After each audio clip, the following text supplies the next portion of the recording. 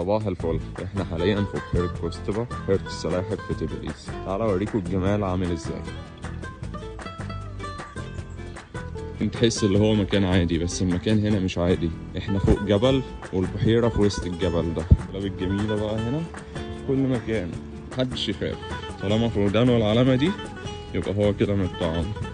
والكلاب هنا أليفة جدا، والمكان هنا جميل وهوا نضيف لان مفيش عربيات بتمشي فيه، فتتمشى هنا براحتك وتشم احلى هوا الصبح كده. طبعا في كافيهات هنا واماكن جميله تقدر تقعد فيها. تعالوا نشوف منظر البحيره عامل ازاي.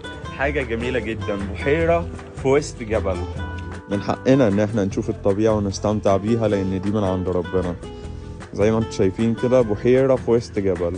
بتيجي هنا بقى الصبح بعد الظهر اي وقت يتمشوا فيه تراك حوالين البحيره. وزي ما احنا شايفين كده الكافيه عامل ازاي. كافيه على البحيره على طول، تقعد تستمتع بالطبيعه، تشرب